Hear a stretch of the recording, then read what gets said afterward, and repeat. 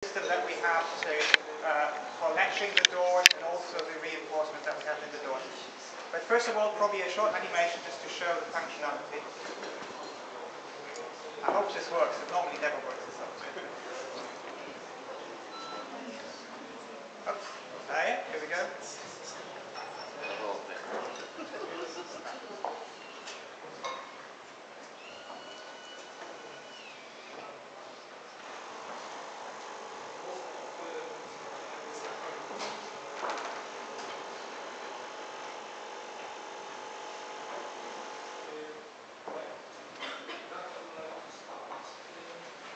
So the difficult challenge really was not, I mean, I have to say this was one of the most exciting projects I've ever worked on in this career. But the difficult challenge really is not actually having a car without a central pillar, it's having a car with a central pillar that's actually movable, that can actually move away. And maybe Tom, you take people through a bit more in detail to it. Yeah, we go back to the... Okay, as I think Andreas mentioned in his opening, we've got a real high percentage, over 58% of high-strength steel on this vehicle. Not only does that allow us to have a really high-strength passenger cell that helps manage deformation in all of the impact modes that we look at, but also it allows us to remain weight efficient. That gives us our best-in-class fuel efficiency, both for petrol and diesel on the B-Max. You can see the coloured areas in the structure there, and I'll refer to them in a minute here on the vehicle as well. We also thought we'd bring out the doors, because obviously the doors in this vehicle are really very important when it comes to the performance. And you can see here we've also got a very high amount of high-strength steel in the doors, particularly focused around the centre of the doors and also in these beams.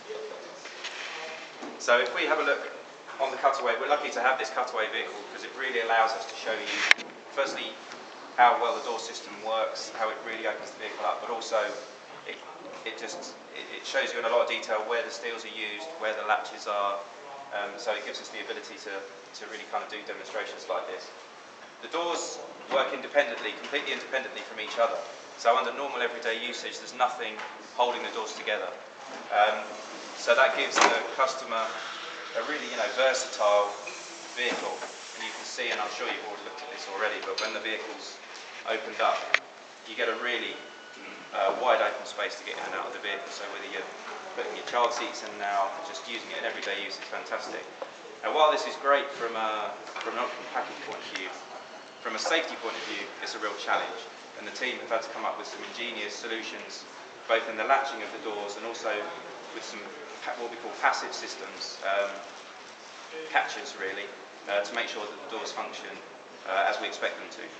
So if we look at the rear door first, we've got a conventional latch at the rear here, very much in line with a normal front hinge door.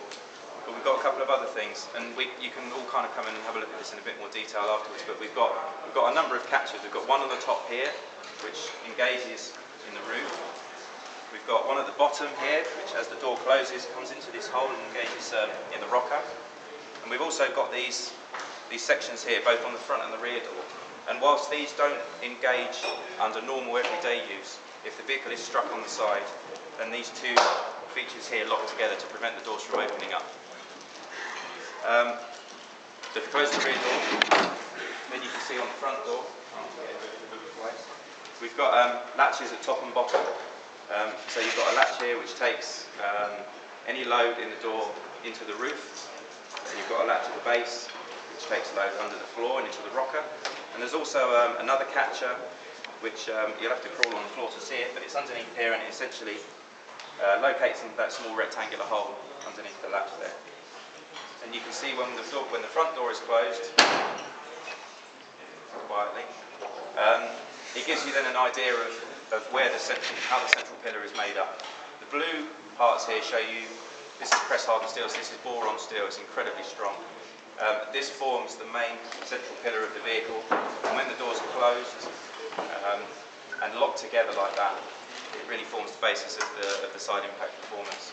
You can also see we've got the boron steel also in the A-pillar.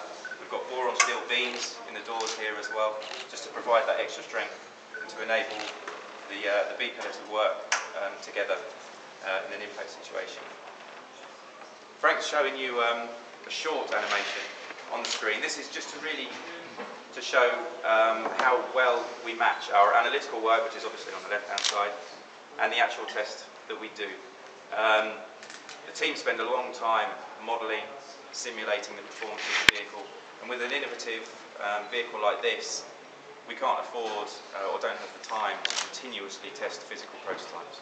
So we really have to do a lot of our development on the analytically, which is the left-hand side, and then we correlate that to the test on the right-hand side. And you can see there, although and it's a very brief animation, but it gives you an idea of how well we can get these things to match.